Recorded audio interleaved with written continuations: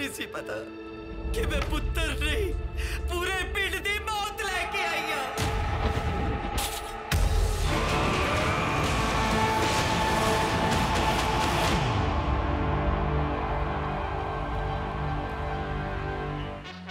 तेरी बदबख्ती सिर्फ सब जानते हैं कि जो ओरिजिनल मौला जट थी उसका क्या इम्पैक्ट हुआ था मुल्क के ऊपर, और इतने सालों के बाद उसको रीविज़िट करना ये कहना आसान है, करना थोड़ा मुश्किल है। इसमें सबसे बड़ा चैलेंज ये है कि वो फ़िल्म जो है वो बिल्कुल डिफ्यूज़ ही ना हो जाए, फैल ना जाए, उसकी अपनी पर्सनालिटी भी रहे लेकिन हर एक को वो केटर भी कर ले। तो ये काफ़ी चैलेंजिंग एक टास्क थी, but I think we have managed. We found time from a very good action team जो कि पाकिस्तान आई, और जब तक वो आई तो वी वर वेरी नियर, और मैं भी उसी वक्त फ्रेश वापस आया था। सो वक्त बहुत कम था एंड पूरी की पूरी कोशिश की, and I think in the matter of 1.5 or 2 months मैंने तकरीबन 20 किलो अपना वज़न बढ़ाया। उसका नुकसान ये हुआ कि आफ्टर द एक्शन स्पेल, जो पहला स्पेल था, मैं कुछ अर्से के लिए फिर हॉस्पिटल में चेक इन हो गया because my kidney stop working, and that's also because I am a type 1 diabetic, so that pre-existing condition didn't do me any favors. Pressure बिल्कुल था, लेकिन मैं कहता हूँ कि पॉजिटिव प्रेशर था, क्योंकि मुस्तफ़ा कुरैशी साहब ने जिस तरह लेजेंडरी एक्टर हैं वो, और इसमें जो आइकॉनिक परफॉर्मेंस उन्होंने दी, तो उन्होंने इसको एक आइकॉनिक कैरेक्टर बना दिया। लिखा हुआ भी बहुत अच्छा था। मेरे लिए उसने एक बड़ा अच्छा बेसिक लेआउट फराहम कर दिया उनकी परफॉर्मेंस ने, जिसके फिर ऊपर मैंने बिल्ड अपॉन किया। फिर बिलाल की इनपुट बहुत ज़्यादा रही इसके अंदर, लेकिन आई थिंक मुस्तफ़ा कुरैशी साहब की वजह से मुझे एक बेसिक आइडिया हो गया कि इसको कैसे, इसके मैनरिज्म्स क्या होने चाहिए, और मुझे बिल्कुल स्क्रैच से शुरू नहीं करना पड़ा। हीरोइन तो मैं हमेशा बनी हूँ और हर बार बनी हूँ, पर मुझे लगता है कि ये जो विलन है दारो जो है, इसमें वो सारी स्पाइसेस हैं जो कि एक हीरोइन से ज़्यादा हैं, और वो सारे डेयरिंग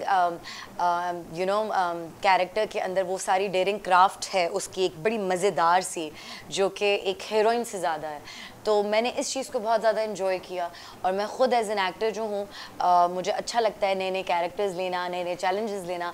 तो दारो have been the most challenging role for me till today.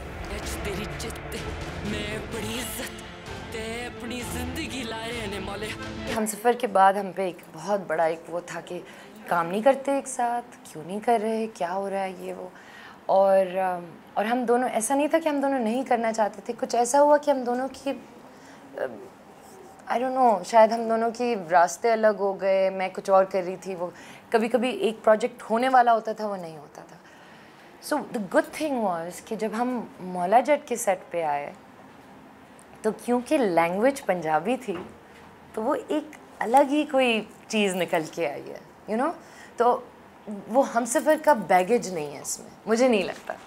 मुश्किलात तो ये था कि एक स्टोरी ऑलरेडी अगर एग्जिस्ट करती है, स्टोरी तो नहीं, इसमें कैरेक्टर्स ऐसे थे जो हमने ऑब्वियसली पुरानी स्टोरीज से लिए थे, जिनके राइटर भी हमारे पास थे, लेकिन वो आपके सामने ही है कि उस पर काफ़ी लीगल इश्यूज़ आए। पाकिस्तान में ज़रा क्लैरिटी नहीं है, ये लॉज काफ़ी एम्बिगुअस हैं ओनरशिप के, कॉपीराइट की ओनरशिप किसकी होती है। सो वो एक 3-4 साल का प्रोसेस था जिसमें से हमें गुजरना पड़ा।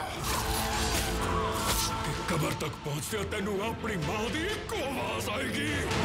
Hamza is a fantastic performer. क्या performance दी है ना, amongst all the other characters, he's probably one of my favorite characters in the film. I guess मैं एक इस तरह का एक्टर हूँ कि मैं दूसरे की एनर्जी से फीड ऑफ करता हूँ और मैं दूसरों का सहारा लेता हूँ। हमेशा ऐसा ही किया है और इस दफ़ा भी किया है, एंड आई थिंक जितनी एनर्जी उसने निकाली उसका पर मुझे जितना मैं जवाब दे सकता था मैंने अपनी कोशिश में दिया, and I think we developed a really good chemistry in that process. क्योंकि ये मूवी ऐसी है जिसके अंदर it's all about the rivalry of these two characters, right. So इसलिए एक तो वो केमिस्ट्री तो ऑडियंस देख के बताएगी कैसे लगी उनको, but I got very blessed and lucky कि मौले के कैरेक्टर में जो है वो फवाद जो परफॉर्मेंस थी, जो उनकी एनर्जी थी, not just saying it but I mean it, because इतनी इंटीमेट जो परफॉर्मेंसेस होती हैं तो अगले एक्टर की एनर्जी और परफॉर्मेंस भी आपकी उसको इफेक्ट करती है। एक स्केड्यूल पे सबको लाना ये काफ़ी बड़ा चैलेंज था, और आई थिंक इस वजह से हमारी प्रोडक्शन जो कि लोगों को लगता है कि शायद 6-7 साल हम प्रोडक्शन में रहे, ऐसा था नहीं। हम लोग 2 साल प्रोडक्शन में रहे, बट वो 2 साल में भी हाँ हम लोगों ने डिफरेंट सीजन्स में शूट किया। सर्दी के सीन फिर अगली सर्दी में करने पड़ते थे। जिस सफर थे मैं जान लगा तेरे तो अन्ना दूर हो जाऊंगा। आई स्वेयर इसमें कोई गुंजाइश नहीं है गाने की, नहीं है सच में। बहुत बड़ी बात है कि इसमें मुखो है, मैं बता रही हूँ आपको। मतलब it's a very it's not dark but it is dark, you know.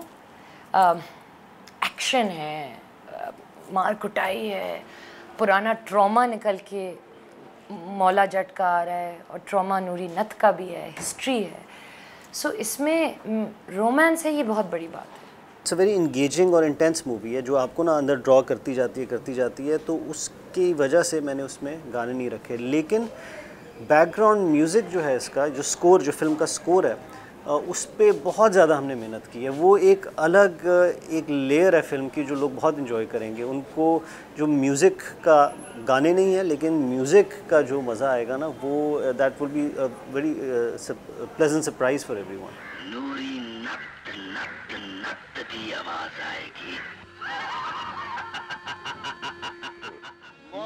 मौलाना मारे तो मौला नहीं मार सकता पैना। सुल्तान राही साहब और मुस्तफ़ा कुरैशी जो हमारे इंडस्ट्री वेटरन्स हैं, तो उनके साथ, उनकी परफॉर्मेंस के साथ मुकाबला करना जो है I think would be unfair. So we try to take our original take on it, जिसको हम जुगाड़ कहते हैं।